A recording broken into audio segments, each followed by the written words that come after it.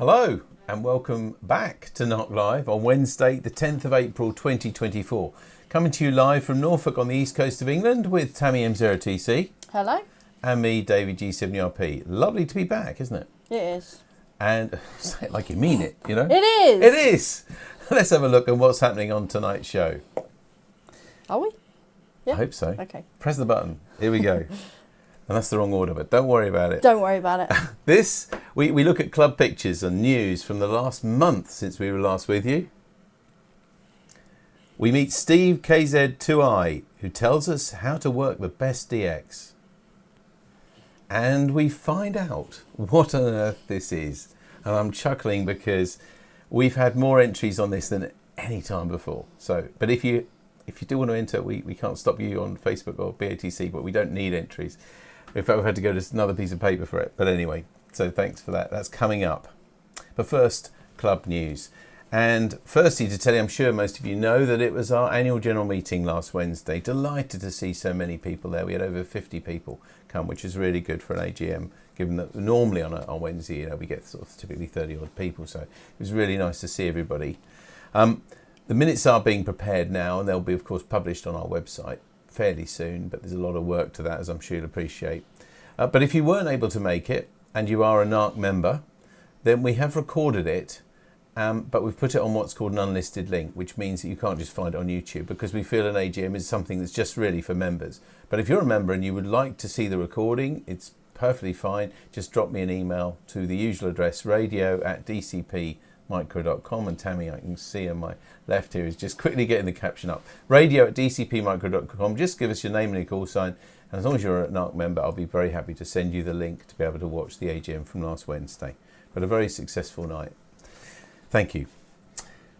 Now, we do have a few website issues at the moment. Some of you may have even found there's some bits you can't find that were there and normally work and things like that. Well, in the background, our webmaster, Mark G0LGJ, has been working very hard on a new website. We're partly enforced on us, really, because of the platform that we use and a thing called PHP. If you're into programming, you'll know what that means. And we're using a rather out-of-date version, which is no longer supported by all systems, etc. So basically, we just need to update our website. Now, Mark's been working on it. It's nearly finished.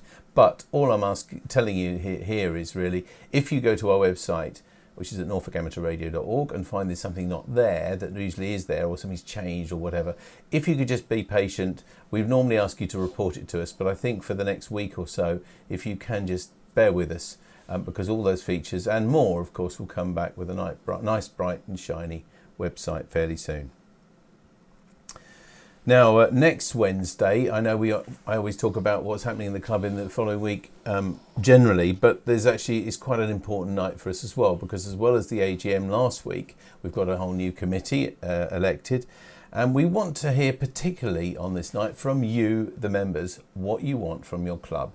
We don't mind criticism, what we don't do right, what we don't do enough of, what we do like, you want more of, whatever. Constructive suggestions going forward as well. We call this the Members Forum, but I'm not sure just that title covers it, so that's why I'm explaining what it's for. And for the first time, I think, ever, you'll tell me if I'm right or not, we're trying to do this interactively, both in person at CNS, and I hope lots of you will come to that, because it's nothing like having people together, but also we recognise that lots of you watching us now online can't come to the meeting, so we're going to try and stream it used to be called in the old days, you won't remember this probably, it was called a simulcast in the old days. We tried to do video and sound and interact with you as well as everybody there. So I hope it's going to work. It does push the internet a little bit, but anyway, we're hoping that it will work. So you can join us if you're watching this online. Hopefully you'll join us at the school, CNS, if you can, from 7 till 9:30. Here's a slide that Tammy's made up for us here. Or if not, please join us as usual. We will start streaming at 7:30. It won't be quite a conventional NARC Live with all these sort of competition and stuff like that. But we do hope to bring you this forum, because we encourage you to give us feedback online. You can also see what people are saying and interact, basically. So it's a kind of experiment, but it's an important night for the committee to find out what you want going forwards. And we'll also be able to share with you lots of things as well that we're planning lots of events this year. So it's a great evening, very important to set out the rest of the year, really. That's next Wednesday at CNS from 7 till 9:30, or here online from 7:30. Now, another one of those events that I talked about coming up, and very, very soon this is really, is International Marconi Day on Saturday the 27th of April. We've got this slide which I'm sure you've seen before, and this is a classic because it comes from Caister-on-Sea, and that's where we're doing this from. We're actually doing it from the Caister lifeboat station, as we have for many, many years now. You can help us set up, you can operate, or you can just enjoy the social gathering. There will be 2 stations operating, and all the details on all of this event are in a comprehensive article that you can either find on our website at norfolkamateurradio.org, or you should have got it already in several newsletters in the last week or so. Now, the other thing is that you can book yourself onto an operating session of an hour on either of the stations in virtually any mode that you choose, as long as we can support it. So it's CW or SSB, I think, primarily. And if you have a look at the website, you can see how to click on a Google link, and you can just enter your name and call sign and book a slot. I do that as soon as you can, really. Then you've got a choice of when you do it during the day. The day starts around 8 o'clock when we start setting up the station, and ends, I think, about 4:30, something like that. All right, so I hope to see lots of you there. That's International Marconi Day, Saturday, the 27th of April at Caister Lifeboat Station. One other quick bit of news is that anybody who joined the club in the last few weeks, apart from probably about 2 weeks ago, badges are now available at CNS. We obviously only take them there. So if you want to collect your badge next time you're there, just go up to where the canteen is and you'll be able to pick it up there. Now on to members news. And Gordon, G3PXT, he activated Norwich Castle on the 19th of March. Well, he got as close as he could anyway. As you probably know if you've been there, and I think you can see there's a crane or something there in that picture. They're doing a lot of work on Norwich Castle, so you can't really get too close to it. But he got their permission and worked on these grounds right next to it. Gordon said that he worked 62 QSOs, and he was very, very pleased to work it with lots of club members as well. He went on the bus with a backpack and a table, and great fun. I bet being the buses probably go down Castle Meadow, it was ideal. Sounds a bit cumbersome actually, but I bet you there was less walking going by bus than going by car. He's going to do the activation again, he said, and he also handed out some NARC leaflets for interested parties. I think looking at him there, I think there'd be a few people going on and taking second glances. He's got a dog there as well, hasn't he? Yeah. Who's the dog? It's his dog. Yeah, but what's her name? I'm trying to remember her name. Because we took her name. Is it Bubbles? Could be. Bubbles, yeah. So you must include your Bubbles in your future texts. Bubbles. Thanks very much, Gordon. Thank you very much for activating it as well. It all helps to put the hobby on the map, I think. And that was on the 19th of March, by the way. So it's a while since we met. Now, another email from Barbara, WA2KCL. And she says, attached is a CQ magazine story of our de-expedition to Water Island, KP2. Can we see that, Tams? Thanks. We operated this from the same hotel 3 different times. For all trips, it was a simple transceiver, a Kenwood TS130, and a dipole antenna, and all at the same hotel. And we were there on all of these trips for the ARRL DX voice contest. I just saw our guest out of the corner of my eye as well, looking at this closely, because of course he's over from the States as well.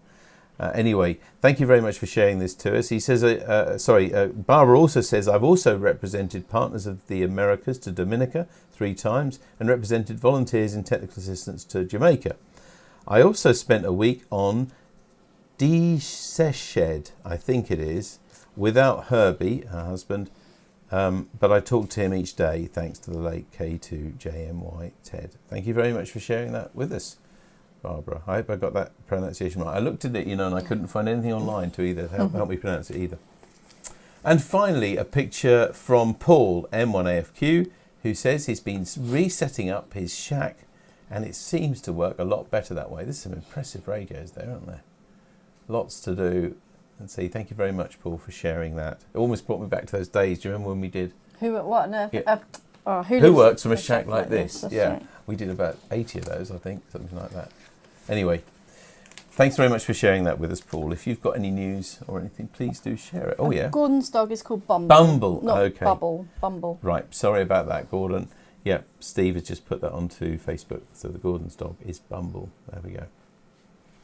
Okay, Tammy, over to you for Little People. Yep, here's the Little People this week. One for you, okay? So I know you're into cameras. So this is a ink camera. Oh, yeah, I see. Now, you have to look at what things are made of on these things. And the more you look, I see. The tripod's made of pens. Yep. Do you know what they're called? They're called, Fountain in the pen. industry, because I went on this course, you see, they're called sticks. What, tripods? They are called, yeah. Anything that mounts a light or a camera on anything is called sticks. So the sticks are made of pens. And there's a quill there. It's lovely, isn't it? It's always different picture every day. And Tammy picks one for us every week. Miniature-calendar.com. Thanks, Tammy. It's good. Really good. So, what have you been doing? I know it's a while since we met. It is a month, actually, 4 weeks since we met. But we'll be back here in 2 weeks' time. So do keep in touch. Let us know your stories, what you've been doing now. The weather's getting better. You're getting out and about more. Please do send us your news and your pictures and things. And we'd love to share them with everybody. Oh, radio@dcpmicro.com is the email address, of course. We What, did that? show that one that you regularly found. radio@dcpmicro.com for anything to do with the club, really, but especially for NARC Live. Thank you. So now we move to that competition. Now, we've had popular competitions before, and we have had one before which went over. I couldn't fit it on our sort of formatted script that I've got here. But this one beats it all because we've got 2 pages of it. So people always need a break in the middle. Anyway, we better remind everybody what the picture was, because we asked you, what on earth is this? Did you know what it was? I didn't. Oh. Did you? I did, yeah. Well, mind you, it comes in with a solution normally. But anyway, we'll tell you as well at the end who sent it in to us. Okay, so let's start off. I've got to even work out which side this goes. Okay, I'll start it off. First off was Bruce G4 KZ2I and says, I think this week's object is an electric guitar tremolo arm. Okay, you want me to do another one? Yep. It's a tremolo arm from a Fender Stratocaster, said Steve, G3 EVA. Unfortunately, Leo Fender misnamed it as it is actually a vibrato arm. Tremolo is a change in amplitude and vibrato is a change in frequency. It was used to great effect by such luminaries as Hank B. Marvin, Jimi Hendrix and Eddie Van Halen, amongst many others. Al2E0FWF, it's a guitar bender bar for wah-wah. I think this, and then Paul G4XBT stroke SQ1NXQ says, I think this week's object is called a whammy bar or tremolo bar used on electric acoustic guitars. And the next one is Brian M7SEY who says, yes! I think it's because he tries to get the competition a lot, maybe. This is a whammy bar for the floating tremolo bridges used on many electric guitars, mainly Stratocasters. I've set up lots over the years on various guitars. The balance of tension of the bridge, strings and springs is paramount, mainly set to half a tone up or down as operated. Also worth putting a little pencil lead on the nut and bridge where the strings lie, because this helps the strings to go back to the original tension. Tuning after a bend up or down is initiated by the movement of the whammy bar. I knew that. Kevin M0UJD says, my guess would be Steve G3 EVA and it's a whammy bar from a guitar. But Steve has entered the competition. He has. That's not Steve. Okay. A Mike Charlie Bravo 27 Alpha, which I think is a CB call sign, but no problem with that. I just don't have a name for you, unless it is Mike. It's a tremolo arm off a Strat guitar or lookalike. Kim G4WUG, it looks very much like a vibrato lever from a Fender Stratocaster guitar. Julian 2E0 DJR says, I think the what on earth object this week is the bar of a guitar to extend the notes being played.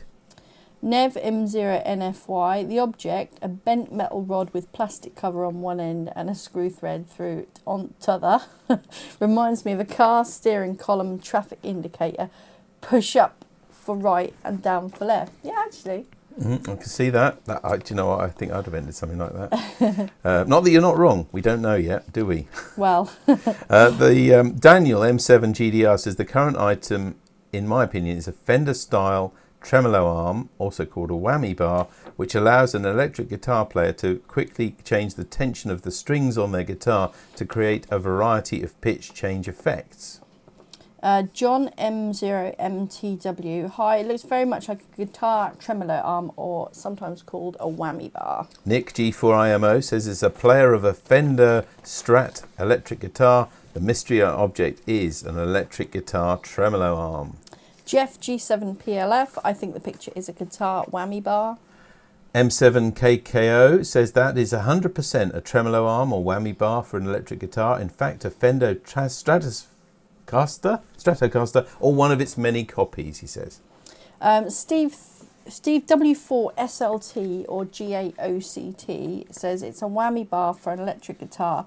Looks like a Fender Stratocaster. And he says, P.S. I used to live in Swainsthorpe in 1970. My great uncle was Fred Lester. Okay, that might mean something to some of you. Pete G0FVG says, hi both, it's a gear lever from a vehicle. Could be. Mike GAEY, the latest object looks like a screw fit-in tremolo arm for an electric guitar, typically a Fender Stratocaster or similar. I suspect offered by G3 EVA Steve, perhaps. Uh-huh. John 2E0TWQ says, I believe one of our members has misplaced his tremolo arm for his electric guitar. What on earth is this tremolo arm for an electric guitar? Moy M0MUI is a tremolo arm, also known as a whammy bar for an electric guitar. That kind of rhymes a bit, doesn't it? It does. And we're getting there, by the way, guys. Don't go to lose sleep. No. Bob GSTU says, this reminds me of a lift arm on a record player deck. And I absolutely get that. Do you remember records, Sammy? I have seen them in history books, yep. Thanks. Terry 2E0IPK, your what on earth is this week is the tremolo arm of a guitar. I have one on my Fender Stratocaster guitar. Use it often. Colin M0GMK says, I think this week's item is a guitar tremolo lever. And Colin M7OPB is this month's the Trimbler bar off a guitar. Are we there? And we have one online. It was Tom Miller said, I thought it was an indicator arm for a Reliant Robin. Well, there we go. There we are. It could have been many things, but in fact I think it may well be this. A whammy bar. And to those of you who thought it was going to be Steve, G3VA, no, because it was actually Frankie M7 EQR. Lovely. Thank you very much for sending that in, Frankie. The first object you've sent in, and you got the biggest response ever. And you caused a storm. You did. A mini storm here. Thank you very much indeed. Now we better look at what's coming next. See if you're as smart to get this one when we ask you, what on earth is this? That's all I can say. There's no more clues allowed or anything like that. You've got 2 weeks, just under 2 weeks to let us know. Please let us know by Wednesday week, by 3 in the afternoon. Send your answers to radio@dcpmicro.com and we'll read them all out, as you can see. And hopefully you'll be right in guessing what that object is. So before we meet tonight's guest, just quickly tell you what's happening at the club this week. Now, this Saturday, it's being the second Saturday of the month, it's a Kablensked on 7.123 megahertz. And there's our usual slide there. So that's this Saturday, 7.123 megahertz, with a local call-in on 145-250. Everybody is welcome. On Sunday at 7 o'clock, it's the GB2RS News on repeater GB3MB. Monday night, the Monday Night Net on GB3MB at 7:30. And at 8 o'clock, the 80 meter CW net on 3.543 megahertz. And then, as I mentioned earlier, next Wednesday, the 17th of April, we are here online in the same place, looking slightly different because we're going to be at the CNS school, where hopefully many of you will join us in person from 7 o'clock there till 9:30, with the forum starting about 7:45, 8 o'clock, something like that. But also here online as well. We're going to try and do this simulcast to both platforms, and hope to see you there. And then also, as I said, please don't forget to keep sending us your stories and your pictures and what you've been doing, and mystery objects if you've got some as well. I've received another really interesting one today as well. Thank you very much for that. And of course, one other mention for this card, which we're very happy to send to anybody who would be cheered by this card. This is a club card with pictures inside, and we'll add your name to ours and send it to anybody, anywhere, if it helps make their day and cheer them up. So now on to meet our guest, who's in the other side of the world, almost really, and he's going to tell us about working the best DX. It's lovely to welcome Steve KZ2I. Hello, Steve. Hello. I think I have my audio on, right? Yeah, you do. We can hear you fine. And thank you very much for the invitation. I'll try not to blither too much. I have a tendency to talk too much, and my wife always steps in front of me and says, "Okay, that's it. Don't let them get going." Two things before I get started. Desiceo Island. That's KP5. It is in the Mona Straits between the island of Hispaniola and the Dominican Republic. How do I know that? I was on a D expedition there back in 1978, was it? And one of the other operators was Barbara, WA2KCL, who you spoke of in that newspaper, Audie. So you talk about a small world. Anyway, that's what DX really is. Yeah, exactly. That's the fun. A great example. And just to remind everybody at home, of course, as usual, you will be able to ask questions and comments. And actually, because Steve is going to be talking just freely, there's no pictures and slides and things like that to follow. If you've got any questions or comments as he goes on, unusually for something like this, but I will, if it's relevant, I'll interject and just ask them to Steve, and then he can elaborate on that. Otherwise, we'll read them to Steve at the end. But over to you, Steve. Looking forward to this. Okay, thank you. Well, let me give you a quick introduction of myself, my credentials, as it were. I've been licensed since 1964. Yeah, I'm old. And celebrating my 60th anniversary on the air this year.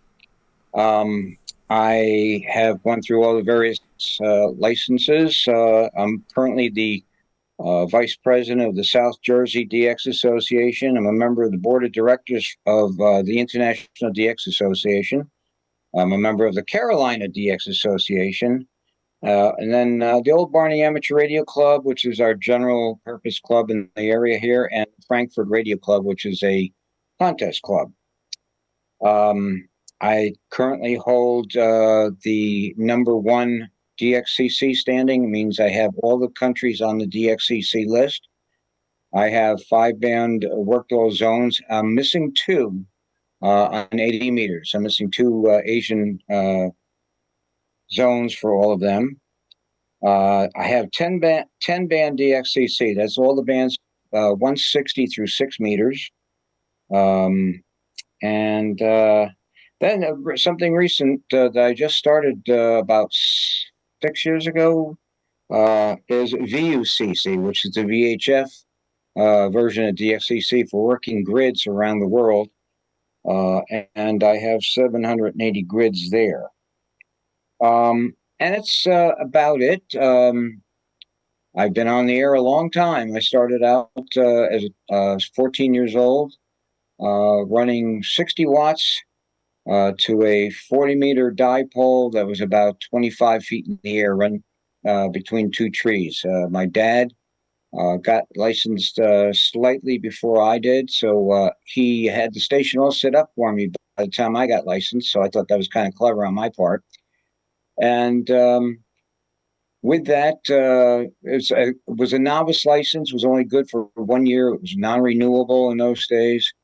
And I did manage to work my first DX. I worked Norway and Guantanamo Bay, Cuba, and a couple others. I won't rattle into them. But it's one of those things I always point to. That was my start of DX. And that was with 60 watts and a wire up in the air, 25 feet. It doesn't take much. I know my setup here is I call it, I'm a little pistol. I have an amplifier. I have several amplifiers over these years, but I'm running a tri-band beam, a stepper, 3-element beam that also has the 30 and 40 meter rotatable dipole on it, and it's at 39 feet. So it's not one of these monstrous 100-foot towers with a Christmas tree full of different beams. It's very basic, and that's all I've ever run. So don't get discouraged if you have something in the attic. We have members in the South Jersey DX Association who have attic dipoles, and they get in the pileups with us, and it's amazing what they can work. Running barefoot, 100 watts or so into a wire in the attic. And that's one thing I always try to say. You have to be patient. That's the one thing I stress: patience. And then the rule number 1 of the DX Code of Conduct is listen, listen, listen. And you talk to any good DXer, and they'll tell you, what should I do? And they'll tell you, listen, listen, listen. Because if you can't hear them, you're not going to work them. And that goes for me too. My wife is so sick of hearing that, especially when I'm on 6 meters and everybody north and south of us is working DX on 6 meters and we don't hear anything. And I say, I don't begrudge the other guys from working them. I can't hear them. Oh, well. So anyway, equipment, antennas, the better antenna you have, antenna is always more important than getting an amplifier, as far as I'm concerned. If you have a good antenna, you'll not only be able to transmit better, but you'll hear better. As far as day-to-day, if you're working for DXCC, there are awards. There's DXCC put out by the American Radio Relay League. You have worked all continents, worked all zones. There's 40 zones in the world, and worked all 40 of them. And I find that's harder to work than the basic DXCC. Get on the air. That's the real important one. Keep the butt in the chair is the old term. And you'll hear stuff. Sometimes you'll run across stuff that nobody else is hearing at one time or another. I was on one day on 20 meters a long time ago. I was running barefoot. I was running an FT101, running about 150 watts with this TA33 at, again, 39 feet. And Eric, SM0AGD from Sweden, was in CR3, Guinea-Bissau in Africa. And he's on a DXpedition, which I'll get back to DXpeditions, in Africa. Okay. And he's working split frequency, another thing you got to learn, and which means he's transmitting on one frequency and he's listening for everybody else calling him on another frequency or frequencies. The only problem was I didn't have an external VFO. I didn't have a second VFO like most of the rigs do now. And so I'm there and I'm listening. And I just said, Eric, can you come back to me on my own frequency? I don't have an external VFO. And he did. Out of the pileup, he picked my call, heard me say that, and he came up on my frequency and worked me. Now, that's a story that people go, yeah. Well, my best friend, N200, was actually on there, and he heard it. Otherwise, he wouldn't have believed it. So strange things like that can happen. You can get a contact in the log. It's not always sitting there and hunting. You run across something, and just it works. DXpeditions is where a lot of the rarer countries get on the air, where maybe there isn't any ham population in that country. A guy or a group will go to this place to put it on the air. As I mentioned with Barbara, I was a member of a group. The call was, KP2A stroke D. And it was the first big operation from this island. We took all our equipment, generators, tents. I slept on a helicopter pad that was on this island. It's this little speck down between Hispaniola and Dominican Republic. The only inhabitants are goats and crabs, and occasionally pirates. And we set up there and we work the world. And it's a fascinating thing to do. It's hard work. If you ever work at the expedition, give the people credit for what they're going through, because I always tell people, oh, why can't he hear me? I can hear him good. Well, yeah, but you don't have half the world calling you. Picture yourself in a very small room with about 500 people all shouting at the top of their lungs, and try to pick out one person speaking. And that's what a pileup is on the other end of a de-expedition. Antennas and equipment, get to know how to use them. Make sure, no matter what your rig is, if it's a receiver and a transmitter, not many people use them anymore, know how they work together. Your transceiver, know every dial and function on them. They're getting a little too complicated for this old man. I like simplicity. Keep it simple, stupid. And but know what you can do as far as filters and things like that are available in your transceiver. That'll get you contacts that you wouldn't believe were actually there. So you're on the air and you're listening around. Okay, let's say there's a de-expedition. He might be operating on 14.195. And he'll say something like, listening up. Well, that means he's listening up probably 5 to 10 kilohertz. Okay, so you have to put your VFO on the other frequency, and that's where you'll hear the pileup.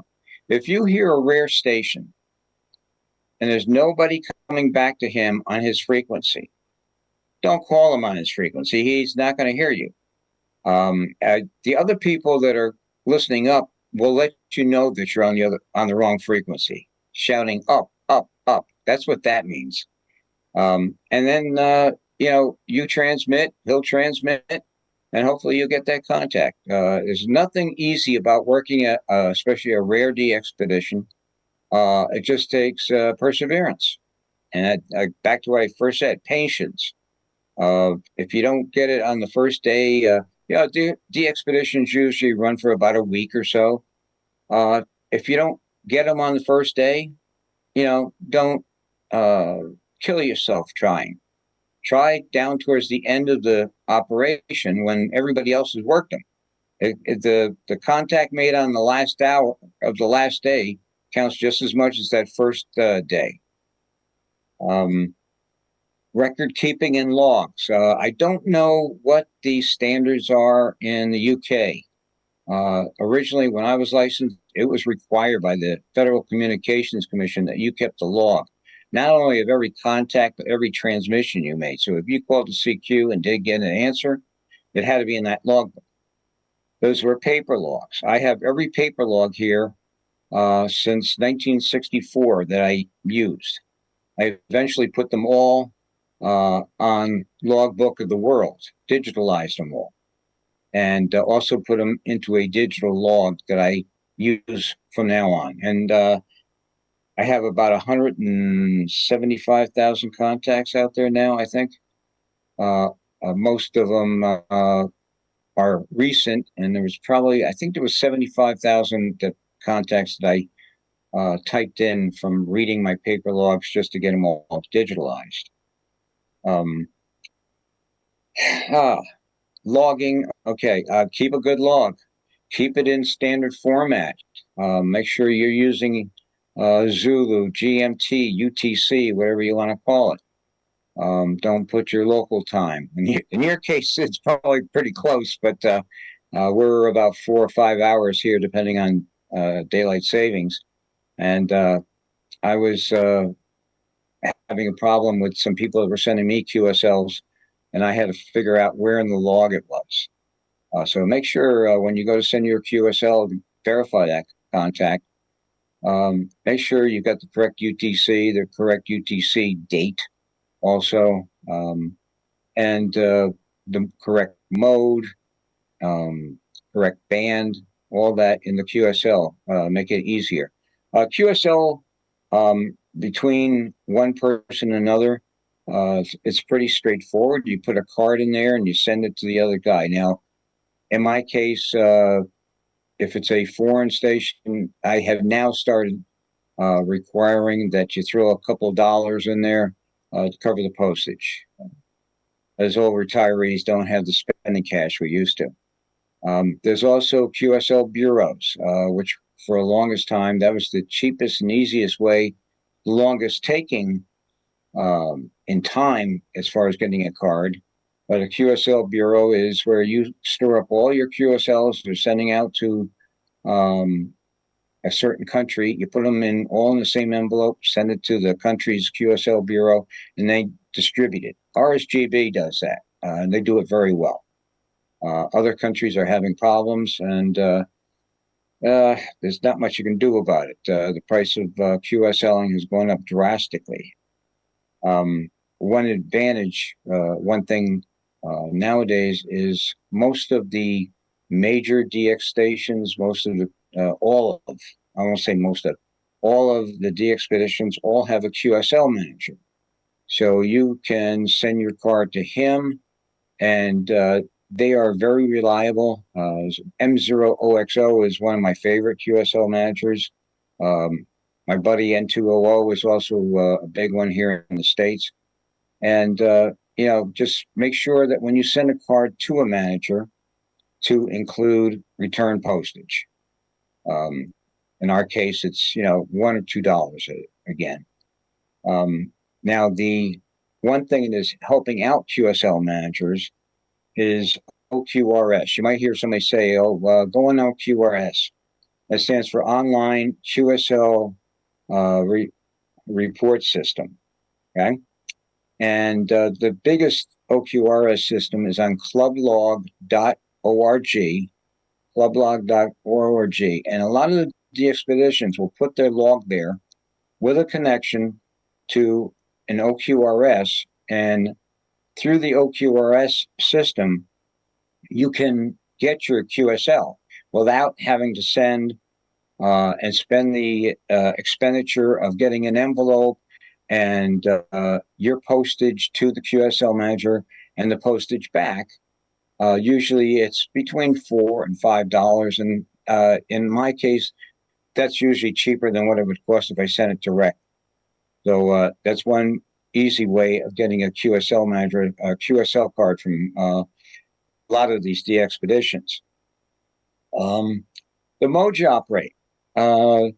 If you're a phone op, there's going to be a lot of DX expeditions that work certain areas of the phone band. CW, they always tend to be down in the low end, 25 or down, possibly just on the 0.25 area, and that's where you look for them. And again, they're going to be working split. So if they're working on CW on 0.25, they're probably listening up about 0.30 and up. So keep that in mind on CW. Now, the new baby in the last 6 years is FT8, FT4, all the new digital forms. Like I said, I was at first license in 1964. The first time I used any digital forms, RTTY or anything, was about 6 years ago when FT8 came on the scene. One of the guys in our local club said, you got to try this. You know, you can run 5 watts, a lousy antenna, and you can work DX. A lot of guys, you know, boo-bird it and say, oh, it's not a real contact. It's not two people talking, it's two computers. But I counter that. And when I say, well, I'm not really talking to a person, isn't there a piece of equipment between me and you? And I can't talk to you, you know, 100 miles away without that radio. What's the difference between having another piece of equipment in there? But anyway, FT8 has really taken over the world. Any country that you can think of can be worked on FT8 or FT4. FT4 is just another version of it, a little faster. I mean, since I started, I've got nearly 300 countries now on FT8. So it's another thing to keep in mind. You have to have either a transceiver that can directly connect to your computer, or you have to have, if you don't have that, you have to have an interface between your radio and the computer, and that will take care of that. But there's a lot. I won't get into the particulars because there's a lot of information. I'm just trying to run through this real quick because an hour's real short as far as all the information, as far as working DX. Now, how do I know where these DX stations, especially the DX expeditions, operate? Well, back when I started, the South Jersey DX Association, it was me, N2OO, and N2CW. And the name was actually a joke at the time, coming off the North Jersey DX Association, which has been around for years. But how we would find out who was on, this thing called a telephone. We picked up the telephone. There were no computers in those days. You picked up the telephone. You say, "Hey, so and so is on this frequency, this mode," and off we'd go. My first wife handed me the phone one time in the middle of the night. Okay, and she hands it to me and she says, "It's your girlfriend." It was actually Gary, N2CW, telling me that there was some good DX on. But nowadays, that's all been replaced. That again, computers have come into that. There are web clusters. There are sites where you can post something that you have worked or heard with the various information, the call, the frequency, what mode, what time you worked them, and that is for the most part worldwide. There are really two good ones. There's a lot of various web clusters. DX Summit, DXSUMMITT.FI in Finland is probably the longest operating one, and it is pretty much the standard by everybody works. I use DXscape, DXSCAPE.com. You go out there, and it has a lot of options you can choose, and that's based in Japan. But I find it very good. They do have an option for picking only stations heard in Europe, in my case, in North America. RSGB.com, I believe, has a web cluster also. I think somebody once told me that. What was that? I think it's .org, I believe. It's org. I'm sorry, you're right. Right. I can't read my handwriting. That's okay. RSGB.org. So these are very handy because you don't know what's on from time to time, day to day. And the first thing I do when I go down the shack is I bring up the cluster and I look, and hey, there's something I need, and off I go. And most of the because they're on the web, I can bring them up on my smartphone while I'm upstairs watching TV, and then my wife knows to look. When I turn my head, she knows that, oh, there's something on I need. I'll be right back. And I'll run downstairs and attempt to work them. So it gives you a real good source of information, on the moment type source of information. Other kinds of information are the DX bulletins. I have survived. I have subscribed, put the teeth in a little better. I have subscribed to the QRZ.com daily bulletin, which comes to me by email. He also has a weekly version. Now these are fee charged bulletins. For me, it's I forget what it was when I started. I think it was about $25 a year. It's a lot more expensive now, as is everything, but they're well worth it because they give you a heads up of any big expedition that's coming around. And just some, if somebody all of a sudden pops up from a rare country, it's a good notice. Let me see, who else we have? We have the DXNL newsletter. That one's free. and that's out of Germany. DXworld.net is another good source of DX information. And then ARRL has a DX bulletin that you can sign up for. I don't know if you have to be a member. I just threw that at the end.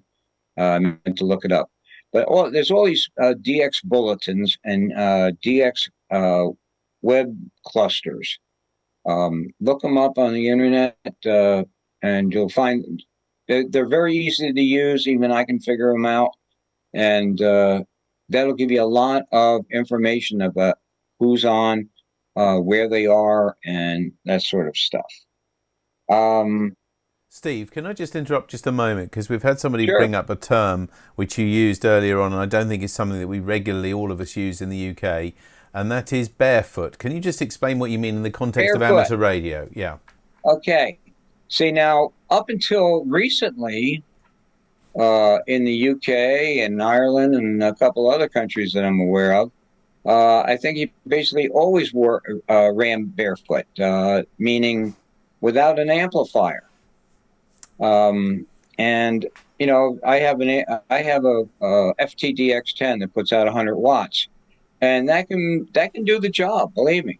But sometimes you're in that pileup and you need a little oomph, and throwing that kilowatt on really helps. So working barefoot is without an amplifier, basically. Okay, great. Thank you very much. That was Stuart M0JKB put a comment on.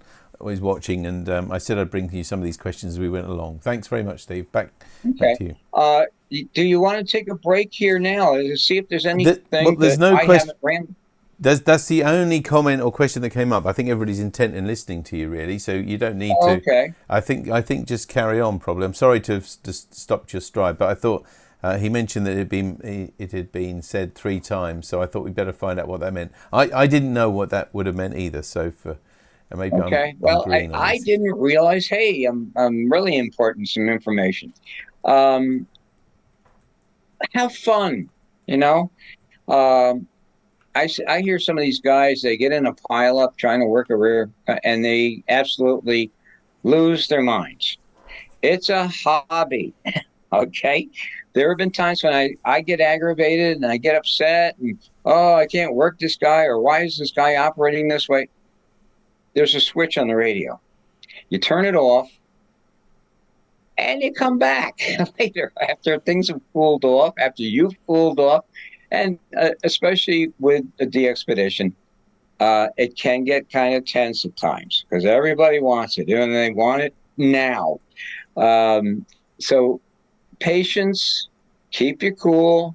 Remember, hey, it's only a hobby. Have fun. I underline that so many times. That's my sign off a lot of times. Have fun and stay out of trouble. Okay. But I have enjoyed this hobby. I have met some wonderful people. I mean, I'm lucky. You know what's good, DX? Is when 4U1 ITU in Geneva. It's the ITU official station in Geneva. You're on the air, you run across them, and the station comes back to you, and he said, "How you doing, son?" And it was my dad. He was visiting in Europe on business, and he stopped in Geneva, and he was operating 4U1 ITU. And I've worked him from, God bless him, I worked him from Spain and England, Ireland, Finland, Israel, Japan, South Africa. So it was always fun. He would pop up in one of these spots, and it was that one thing that we had in common that made it very dear. But it's also good to hear his voice after a while. And you do that also, you get to hear some of your friends. Now, N200, who I've mentioned a couple times, a lot of people know him as a DXpeditioner or a QSL manager. I've known Bob since we were 14. And we've moved around and back and forth. And right now we're back to living about 30 miles away from each other. So it's good to see old friends. And I've got a lot of very old friends in this hobby. and I still run it. I mean, just the fact that I my head went like that when WA2KCL was mentioned. I mean, it's been quite a few years. I don't know if she'd even remember me, because my old call was what I was using at the time.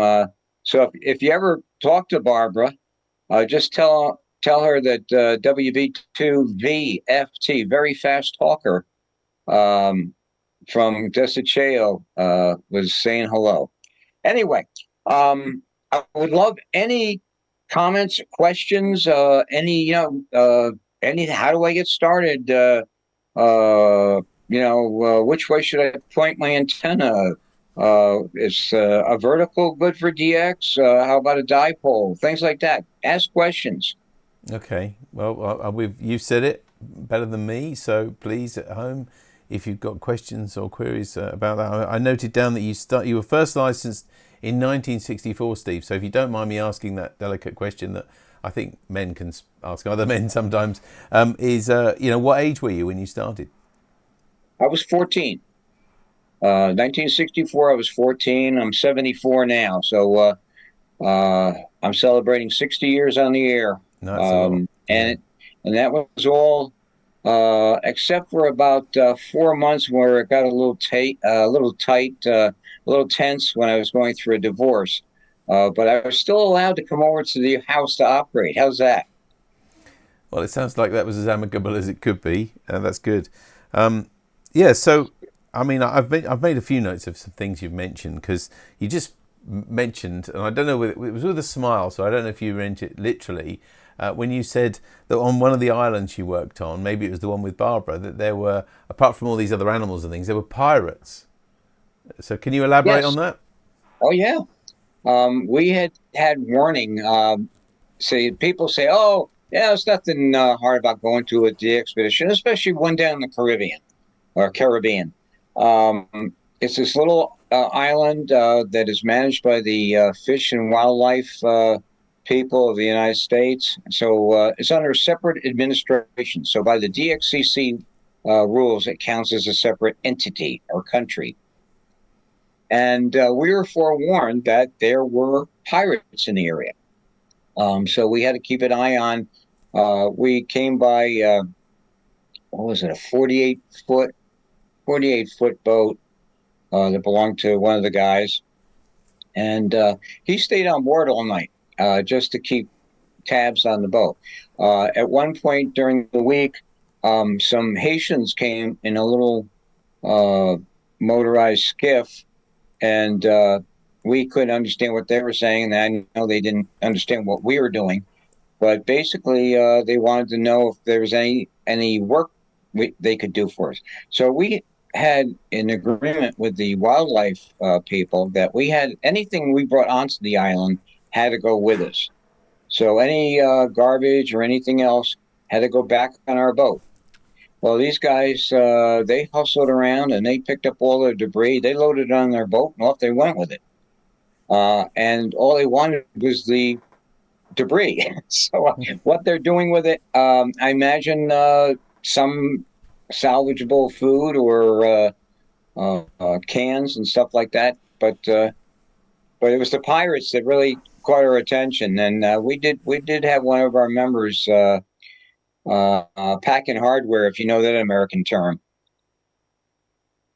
I think. Well, you tell me what it means properly.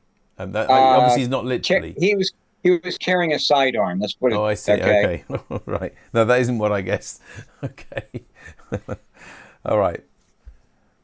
Okay. Well, we haven't got any questions. I mean, I'm telling you, we've got lots of people watching. We've got about 50-something people watching over 2 platforms. So, I mean, please just feel free to carry on. Oh, we have got actually one question just come in from Tom Miller. What ad hoc antennas have you used to provide good DX? Okay. When I first started out, I had a couple dipoles.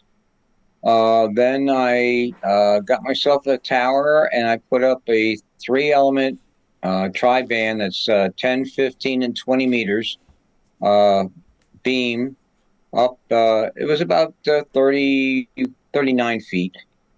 And they work very well. You see some of these guys that have 8, 10 elements. They've got them stacked, which means they'll take 2 or more antennas and tie them together electrically to increase the output and have tremendous. But I would think that any antenna above 20 or 30 feet will do a good job. Wires, a dipole is only half of a beam. I mean, if you look at it that way, a dipole is your transmitting element, and a beam, all that does is it has more elements that either direct or reflect the RF from that radiating element. So, yeah, a dipole will do the job. On 40 meters, I've never run anything but a dipole. It's a rotatable dipole, which makes a lot of difference. And there are rotatable dipoles out there, multi-band. As far as wire antennas, I like inverted Vs because it has a lower radiation angle, so it's better for DX than a flat top dipole. Inverted Ls are also very good. The problem with an inverted L, though, it requires radials. So you have to have a big country estate or something bigger than my yard. Put down radials. It's you got to figure out, what you can fit in your yard, what you can fit coming out of your pocketbook, and you don't go crazy. Try something. Try it. Don't spend. Get yourself a spool of just plain old 12.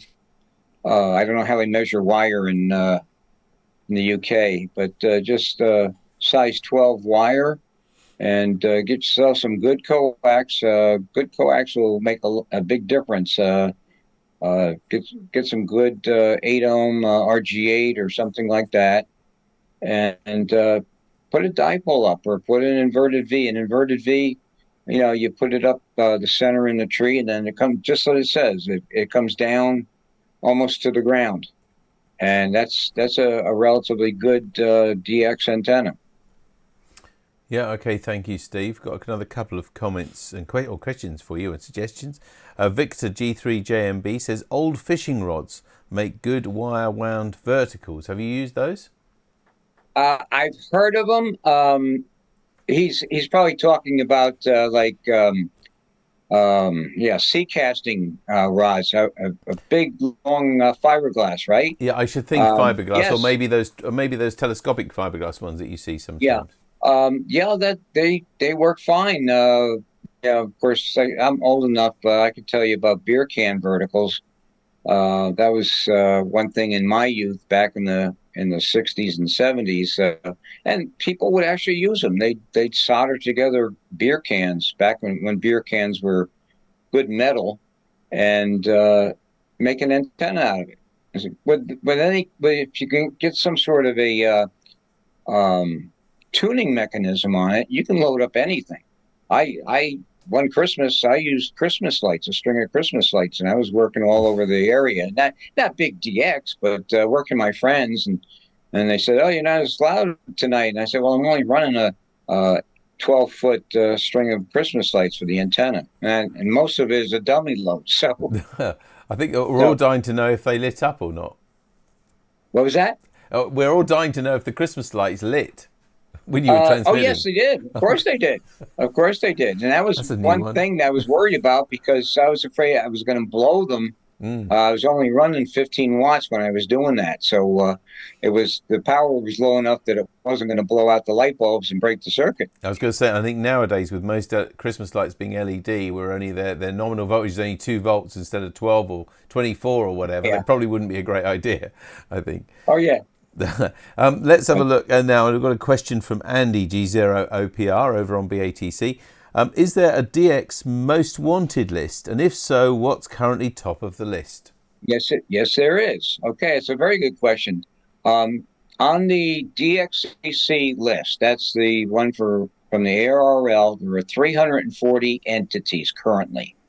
Okay, I have all 340, so I'm very proud of that. I've got 340 on phone and mixed, and I have 337 on CW. Far behind that, what did I say? Just 295, I think, on digital. But yes, if you go on to, I'm trying to think what would be these. Oh, I know, Club Log, CLUBLOG.org,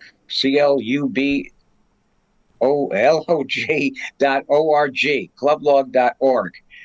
They keep a good running list of the top 10, top 50, I guess it is, by polling the people that are using Club Log. You can send your log to the Club Log people. They will put it into their pot there, and out of that comes all the statistics about who is the rarest and everything like that.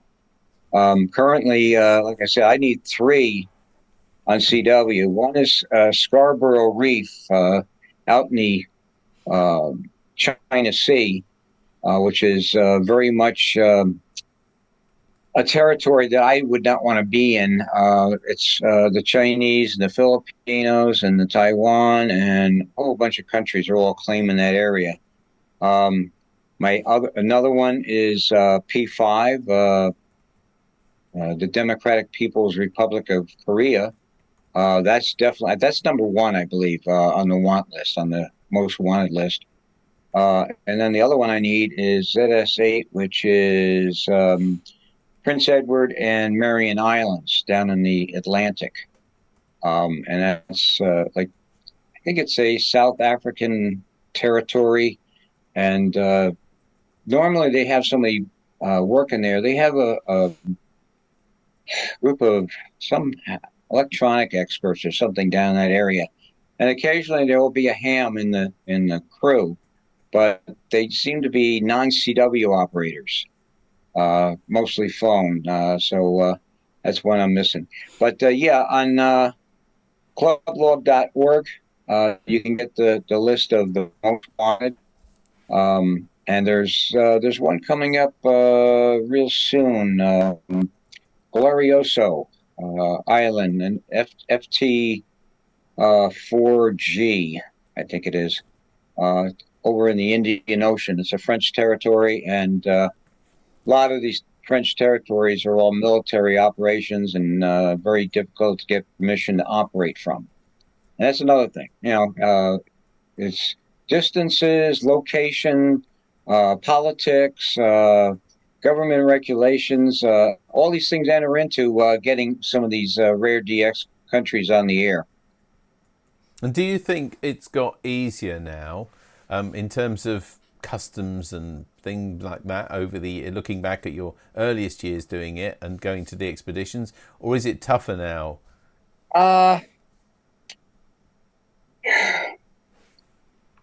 think a lot of places are stricter just because of the political climate. They want to keep control of their countries and their areas.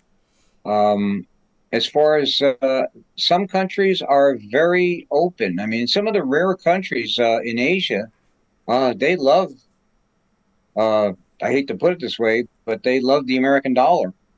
And if they can get a tourist or tourists to come in and sit there and play with their strange-looking radio for a week and spend money, they're happy to do it. I don't think it's any harder, but maybe a little tenser. How's that? Yeah, okay. I just wondered. I mean, we used to, since, well, let's just say that our political things have changed a little bit in the last few years in terms of Europe and Britain. Some of us have noticed the difficulty now, much more difficult, much more strict in certainly sending things abroad and things. And I imagine that might have a knock-on effect when you're coming to run the expedition to a rare island when customs still have to be involved. So it's just of interest, really. Got a few other questions for you, if I may. Firstly, though, Victor G3JMB came back on his question about what makes a good wire wound verticals, and he said that beach casters or 5-meter river rods are fine for low angle radiation, and he says that he has 3 helicals for DXing using this technique. I'd be interested. What band is he using then? I don't know, but Victor, if you're still watching, which I'm sure you are, please let us know what bands you find they're good for. Yeah, That would be good. I would assume it's got to be one of the higher HF bands, maybe 10 meters or something like that. But I guess the more you wind on there, the lower frequency you're going to be able to use it for. Well, we'll find out what he says. Meantime, if I can say, I've got a comment from Tony G0MQG. He says, some years ago, I worked Rodriguez Island using a Yaesu FT200 with an external VFO because the other person was working split. So you don't need to have the most up-to-date radios, he says. No, you don't. I work with, right now, an example on the shack behind me here. I'm using as my primary amplifier. Now I've got 2 other amplifiers, but I'm using my late dad's Clipperton L that had long ago bit the dust, and worked on it and scrounged for parts for it for years. I think I bought about 5 junkers to try to find parts for it, and now it's working for me. And I just, I have a lot of fond memories of watching my dad operate using that amplifier. But I have some older equipment, some Heathkit stuff, and it works. I mean, a radio signal is a radio signal. Where what you're paying for nowadays is the compactness and all the little options, all the filters they have now, the way you can filter out noise and everything on some of these modern transceivers. We never had that back in the day. I have run in my time.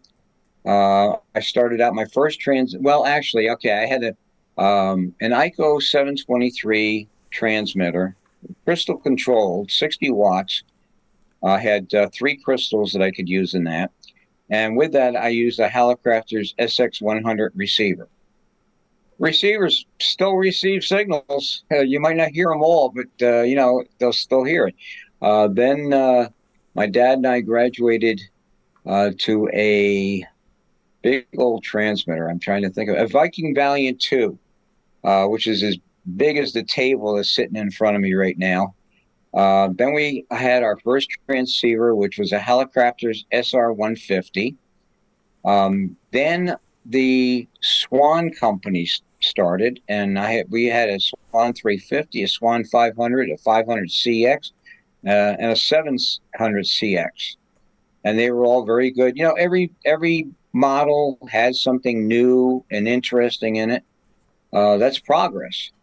Then the Japanese rigs hit the market, the Yaesus and the Kenwoods, and that whole era in the 80s, I guess it was, when they all appeared on the market. And things have never been the same since. There's an awful lot of guys that use old equipment and are always looking for it, too. One of our silent keys lately, N200, and one of the other guys in the club is in charge of inventorying and selling his radio estate. And this guy had more equipment, and we're running into stuff. He had some Hammerlin. I don't know how many of you guys know Hammerlin receivers. He had beautiful Hammerlin receivers in the shed, and I'm telling you, they look like they were brand new, and they worked perfectly. So just because something's old, that's what I keep on telling my wife. Just because something's old doesn't mean it's not going to work anymore. I'll remember that. Yeah. You didn't hear that, did you? Next up is Mike G4DYC, who says, "Hi, many thanks for the useful information. What do you think about the new trend of remote operating?" I think it's fascinating. Okay, now you talk about your DXpeditions. Some of these places are expletive underline dangerous. Okay, whether it is going to someplace like Bouvet Island down or Peter One Island down off of Antarctica, where it is horribly cold and windy, and the sea is dangerous. To get onto the island is a major effort. And then to have to live in this condition for a week. So with these remote operations, as long as the radio, the antennas, the power, and everything like that is on shore, I have no problem with it. That station is there. The operators are on the boat. They could be stateside here. I believe I'm trying to think which one's coming up. And they're going to have, I think, 2 local operators, but then all the rest are going to be remote all over the world. And I think as long as they've got good, honest proof that, like I said, the radios and the antennas and everything are on that island or in that country, that's all that matters. That's what the rules say. Yeah. Okay. Yeah. Absolutely, Steve. Thank you. Haven't got any other questions for you. Such a couple of comments.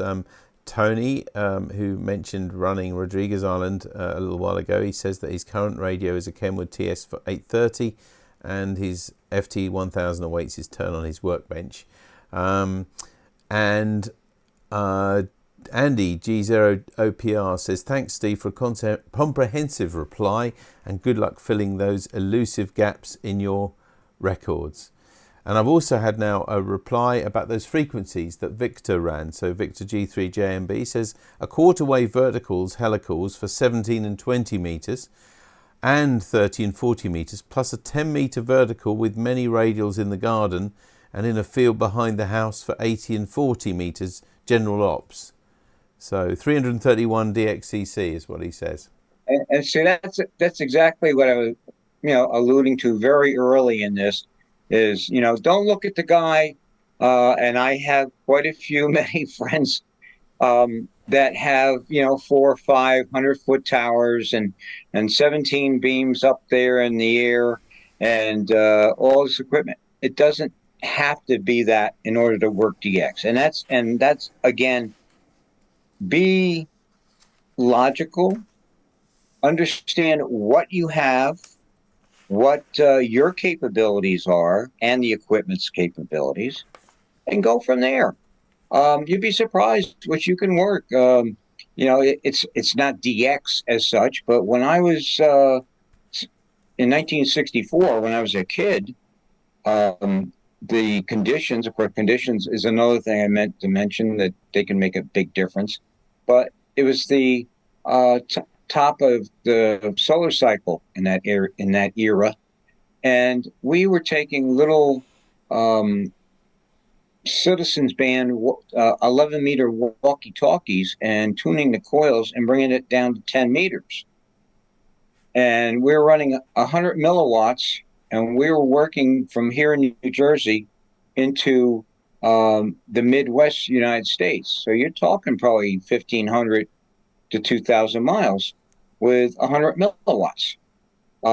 There's a lot of guys that run QRP, and more power to them. I do a lot of contesting, by the way. That's one thing I meant to mention. You want to increase your DXCC total, get in the big contests like the CQ Worldwide. Not so much the ARRL contest, because that is us guys working you guys. But CQ Worldwide DX contests in October and November. The last weekend of October is the sideband contest. There's the CW is the first No, the last weekend in September, I think, something like that. But they are humongous contests. It doesn't take much to work them. And now this is the time to start working DX on 10 meters, 10 and 12. They have been absolutely outstanding. I cannot believe the stuff I'm working, excuse me, on 10 and 12 meters, because the solar cycle right now is at its peak or pretty close to it. And you can run low power QRP with a wet spaghetti, and you'll work DX. It's amazing the stuff that's on there. And then the one thing about FT8 that I briefly mentioned, it is a low signal mode. It was developed for VHF, where signals get lost very easily. And this is computer programs that basically sample the signal and put it back together. And it can decipher a signal from a minimum of information. And so if you're running low power and you don't have much of an antenna, I say take a look at FT8. I mean, it doesn't have, I don't think it's as much fun, to be honest with you, as working phone or working CW. But if you want to work DXCC countries, you want to work DX, it's a good place to do it. I was just fiddling around on 10 meters just before this started. And, I worked 20, well, actually I worked with the Expedition. What was it? But it's keeping out for all the options open. Okay. I had worked 300 plus countries. And I was a sideband. I was a phone op. And I really was running out of operations. Periodically a Expedition would pop up that I needed, but it was getting boring, to be honest with you. So I said, well, I guess I better start working CW. Never was much of a CW operator. I mean, I could work it, but, not some of these guys that do 30 or 40 words a minute. And I started working it. My code speed came up. I found there were, in those days, back in the before the breakup of the USSR, especially, there were a lot more rarer countries, not the expeditions, but rarer countries on CW than there were on phone. Only because some of these countries, their technology wasn't as good, and phone transmitters are a little more technical than a CW transmitter. And so you'd have guys on the air, bare bones, and running CW. And, you got to think about all these little things. You got to figure out, okay, what am I looking for? What do I need? Am I going to work one band, or am I going to work all bands and just try to get, one country? I mean, right now, my thing is that I have a spreadsheet like so with the countries, and where you see the green over here, or where you see the green, that's what I have worked. The white spaces are what I'm missing. So, this is what I have here. It's a lot easier than trying to go through my log and figure out. I could do this on the computer, and you can have logging programs that do that say, hey, by the way, you need this. But I like paper. I'm old, I look at like DPRK, North Korea. I've got it on sideband, but I don't have it on CW or digital. I need it on 160, 80, 40, 30, 20, 17, 12, 10, and 6 meters. So the only thing I have it on is 15 meter sideband. So if it shows up on something, I've got a lot of stuff to work. Boy, am I going to be busy that week. Any other questions? I don't think so. Lots of compliments and thanks and everything else. Victor G3JMB, who mentioned about using the fishing rods and things as antennas, said that you are still a young lad, Steve, because here he's been licensed for over 70 years. So good. Hey, I was going to ask whether he's an old timer, because that sounds like something an old timer would do. really, because it's sad we don't build stuff like we did. I mean, I never really built anything from scratch, but I remember the thrill of putting together a Heath kit back in the 60s. Where you put all these weird little squiggly things together, and you plug it in, and you hope it doesn't light up or smoke. And I had my first kit I made was a Heath kit tour, and I was on 2-meter AM with 5 watts, and I was living up in northern New Jersey, so I was a stone's throw from New York City. So I was on 2 meters, and I was having the time of my life, working, with something that I actually built. And I like putting my wire antennas together. I had built a beam back many, many years ago. I found some scrap aluminum, and I put up a very simple 15-meter beam, and it worked. And there's nothing better than that feeling of, No, I just agree. putting something together and say, hey, let's see what this does. Yeah. It doesn't happen. It's not always successful, but it's fun. So congrats. I mean, I was impressed with the bands he had on the fishing rods. That's pretty good. I agree, and we try and encourage people coming into the hobby who look at the lovely shiny new rigs and things that are all out there. And of course, there aren't any kits available for that. I guess the nearest comes Ellicraft, who have kits for some of their things like their KX3. However, they're really just putting together circuit boards and clipping them into each other, and so you can say you've built it, but you haven't really put every component on there. If you can see for understandable over here, reasons. I have an Heathkit SB200. And then over here on this side, which anything, there's an old SB220. Now, I had all these amps that I would pick up, and I didn't need them all. So there is a guy up in New England here that converts the SB220s to 6 meters. Instead of being 5 bands,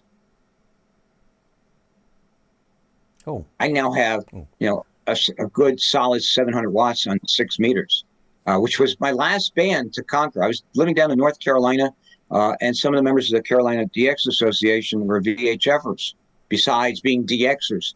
And the one guy said, you got to get on 6 meters and try that. And I worked, 65 countries on 6 meters using a tri-bander, a TA33 tri-bander. Because it will load up on 6 meters. So if you ever want to get on 6 meters and you've got some sort of tri-band antenna, try loading it up on 6. You'd be surprised, especially with the conditions the way they've been. Yeah. So, Victor actually comes back one more time and says, just built a 2-watt Rooster CW transceiver kit. Fine business, DC receiver, works a treat on LW, he says. So there we go. on low wave? I guess so, is what he means. Is that what he's saying? He's just put LW, so I can only repeat that. Okay. I sometimes get into trouble by trying to work out what abbreviations are, and they're not always the same. So I try and read it verbatim, and that's what he's written. So that's brilliant. And I mean, as I was saying to you, one of the things we do as a club is encourage people, although they can't build the rigs and things really that to make them as good as and look like the modern rigs, they can always build antennas. That's one thing that just hasn't changed, and it's something everybody can do, and it's very low cost. And even if it's just an end-fed half wave or something like that, it's well worth. We do encourage everybody who gets licensed to do that, at least to try and make their own antennas. And the one thing about something as simple as a dipole, it teaches you stuff. It teaches you the whole relationship between the length of a wire and the frequency. Yes. I had more people when I was not teaching, but teaching them. I guess I was teaching, but new guys, and I said, the longer the wire is, the lower the frequency, because if you can picture a sine wave and everything, and they're looking at me and said, "Oh, is that so? That's what you're talking about." I mean, one time you're talking about 21 megacycles. Excuse me, I'm old. And and then you turn around and you say something about 15 meters. Exactly. Wavelength, yeah. No, And it's that's wavelength. it does. It has helped to get that over, doesn't it? Andy, by the way, has come back with a comment as well, just saying really that as much as anything else, being in the right time, coming onto something to work good DX is really important to, I guess, plan what you're doing, and to work at the right times. Oh yeah, and you learn, what time of the day, Yeah. what band to be on, and things like that. And you look at these web clusters. Now you can put filtering in, but a lot of times I'll just use worldwide spots. So anybody that works somebody will spot it. Hey, I work this guy. Boom, and he puts it in, and we can see.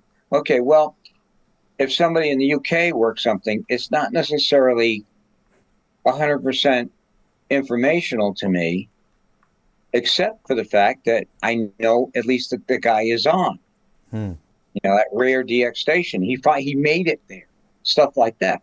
And that's what you do. It's like gathering information, putting it all together, and you get better at it. And that's what I always tell. Again, what was the first thing I said? Patience. Patience, yeah. You'll learn. You don't even realize you're learning.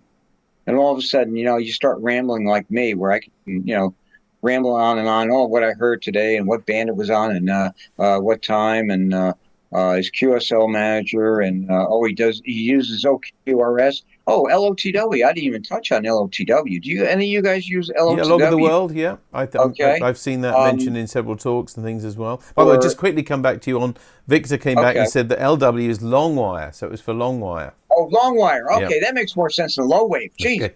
I thought this guy was working DX on the low waves. Yeah. And okay, long wire. All right. So Log of the World, LOTW. Okay, Logbook of the World. For anybody who doesn't know what it is, it's a way of QSLing, especially for DXCC and any of the ARL awards. It's not if you're going to be getting any RSGB awards or any of those. A lot of them still require QSLs. But for DXCC, and well, if CQ survives, and some of the CQ awards, basically what you do is you load your contacts into LOTW, into the Logbook of the World, with everybody else's. They load theirs in. Okay, the guy out there in Jersey Island, okay, out in the channel there, and me here in New Jersey, we load our logs in. And what LOTW does is it automatically matches those contacts. It has to be the right band and the right mode and within a certain amount of time, allowing for people's clock running slow. And if you get that match, then you can apply those contacts towards your DXEC. You don't have to have the QSLs. You don't have to even send for them. I've gotten to the point now where I work a new country on a band I need or something. I don't even send for the QSL if he's got LOTW, because it's just so much easier. And then there's a fee. I have to say, it's not free. Nothing in this world is free. But when you go to apply these credits you've got, you pay, I'm forgetting what it was, 10 cents a contact or whatever, and then you'll show it. So I don't know if I have an example of that. No, I don't think so. But it's another good way of not only working DX, but getting it QSL'd and put towards your DXCC. Now, there's a lot of people that just like to work DX, like working DX, because it's fun. It is. You don't have to apply for the awards. My buddy N200, he got his basic DXCC, and I don't know if he ever got any endorsements of it. So, again, that's something that you happen. Let me say right here before we end, if anybody has a question, excuse me, anybody has a question, ship me an email. I'm old. I sit home with the wife when we watch TV, and occasionally I go on the radio. I've got the time. If you have any questions, ship them to me at KZ2I at AOL.com. Simple. Okay, And, so just your call or sign at AOL.com. If you don't know that, look up my call sign on QRZ.com. Will do. I mean, that's another source. Nothing. No, that's it. I else? mean, Steve, it's been a delight to learn and to actually give a talk like that. It reminds me of the old days when everybody used to do talks in front of audiences and there was no notes or anything. It was brilliant. Thank you very much for sharing all this tonight. And Can you tell I enjoy this? Definitely. And I was going to mention, actually, the one thing you said in there, that F word, which we can use in this hobby, is fun.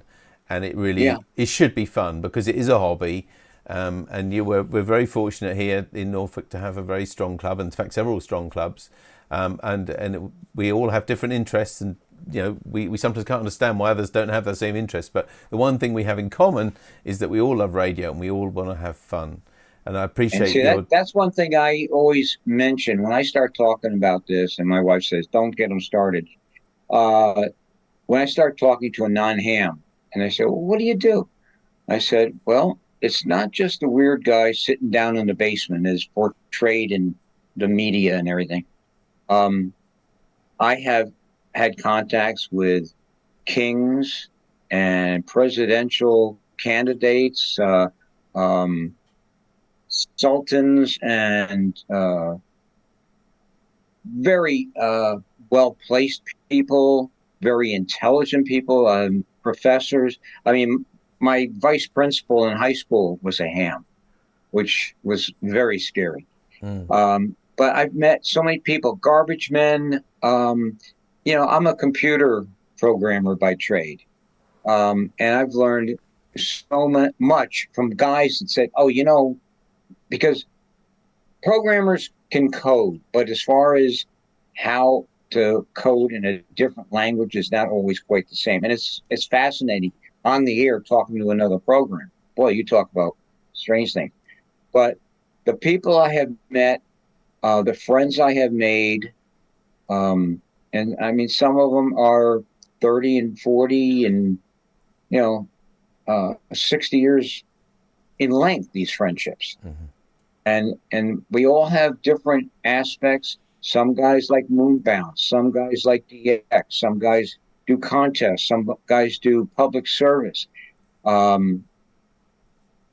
satellites. There's so many things. Amateur TV. What other hobby can you think of that has all these little niches that if you get bored with something, you can find something else to do? And that's what I say about amateur radio. That's why I'm still doing it after 60 years. And with that, I will bid everybody adieu. Thank you very much. I've enjoyed this. Again, if you have any questions, drop me an email. Will do, Steve. Okay. Thank you ever so much. Thank you very much for the invitation, and hopefully maybe I'll work some of you guys on the air. That'd be lovely. All right. Many, many thanks, Steve. You're very inspirational. Yeah. It's been a wonderful talk. Thank you. Okay. You take care. And you. Thank you. Bye-bye. Thanks. Bye-bye. That's Steve KZ2I. What a wonderful talk. And thank you very much for all of your questions and feedback as well. Lots of people saying thanks and everything. I think Steve's still watching us actually, so he can see those. Just to let you know again, remind you what's coming up on the club this week before we go. Saturday at 10 o'clock, it's the Kablenz Sked on 7.123 megahertz. With a 145-250 talking. I'll also mention something else actually I didn't mention in the main news because it's not strictly speaking a club event, but the RSGB have their annual general meeting as well on Saturday at 10 a.m.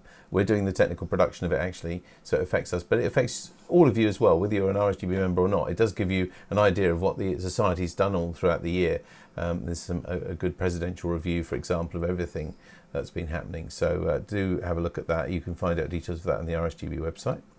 On Sunday at 7 o'clock, the GB2RS News on GB3MB repeater. On Monday night, Also on GB3NB, at 7:30 we've got the Monday Night Net, and then at 8 o'clock an 80 metre CW net on 3.543 megahertz. And then remember, next Wednesday, what we call the Members Forum, because we can't think of a better name, but it really is an important time for the club members all to get together, all of us, and have a chat about what they'd like to see from the club in the coming weeks, months, and even years.